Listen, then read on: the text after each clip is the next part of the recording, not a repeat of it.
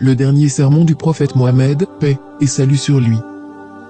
Peu de temps avant sa mort, et alors qu'il faisait le pèlerinage à la Mecque, le prophète Mohammed, paix et salut sur lui, a prononcé un sermon qui allait par la suite être connu sous le nom de « dernier sermon du prophète ». Ce dernier sermon n'était pas qu'un rappel destiné à ses fidèles, mais aussi un important avertissement. Il confirmait également la fin de sa mission prophétique. Le prophète Mohammed, paix et salut sur lui, a prononcé son dernier sermon au cours du pèlerinage de l'an 632, au 9e jour du mois de Dhul-Hijja, qui est le 12e mois du calendrier lunaire. Il se tenait sur le mont Arafat, devant des milliers de musulmans. Après avoir loué et remercié Dieu, le prophète, paix et salut sur lui, a déclaré : Ô peuple, écoutez-moi attentivement, car je ne sais pas si, après cette année-ci, je serai encore parmi vous. Écoutez, donc, ce que je vous dis avec beaucoup d'attention et transmettez ce message à ceux qui ne pouvaient être présents parmi nous aujourd'hui. Ô peuple, tout comme vous considérez ce mois, ce jour, cette cité comme sacrée, considérez aussi la vie et les biens de chaque musulman comme sacrés. Retournez à leurs légitimes propriétaires les biens qui vous ont été confiés. Ne blessez personne afin que personne ne puisse vous blesser. Souvenez-vous qu'en vérité, vous rencontrerez votre Seigneur et qu'effectivement, il vous demandera compte de vos actes. Dieu vous a défendu de pratiquer l'usure, de prendre ou payer de l'intérêt, donc tout intérêt non payé sera maintenant annulé. Votre capital, cependant, vous revient. Vous n'infligerez, ni n'endurerez aucune injustice. Dieu a décidé de rendre l'intérêt illicite, et tout intérêt qui était dû à Abbas ibn Abdel-Muttalib sera maintenant annulé.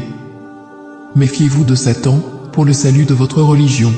Il a perdu tout espoir de ne pouvoir jamais vous amener à commettre les grands péchés. Attention, donc, à ne pas le suivre dans les péchés mineurs. Ô peuple, il est vrai que vous avez certains droits à l'égard de vos femmes, mais elles aussi ont des droits sur vous. Souvenez-vous que c'est par la permission de Dieu que vous les avez prises pour épouses, et que c'est Dieu qui vous les a confiées. Si elles respectent vos droits, alors à elles appartient le droit d'être nourries et habillées convenablement. Traitez donc bien vos femmes et soyez gentils envers elles, car elles sont vos partenaires et elles sont dévouées envers vous. Il est de votre droit qu'elles ne se lient pas d'amitié avec des gens que vous n'approuvez pas et qu'elles ne commettent jamais l'adultère.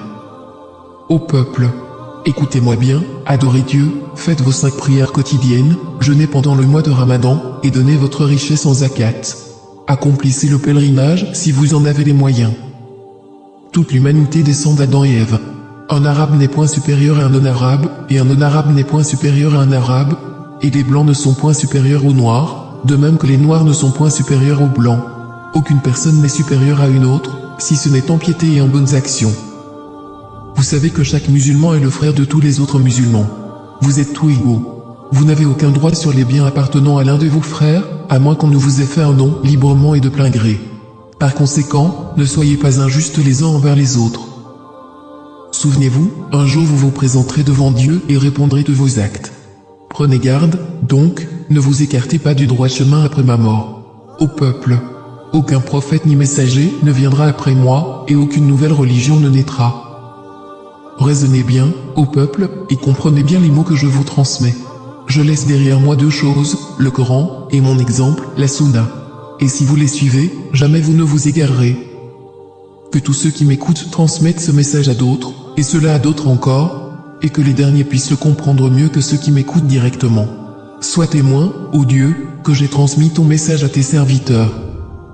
C'est ainsi que le prophète, paix et salut sur lui, termina son dernier sermon et, alors qu'il se tenait près du sommet de Arafat, le verset suivant lui fut révélé,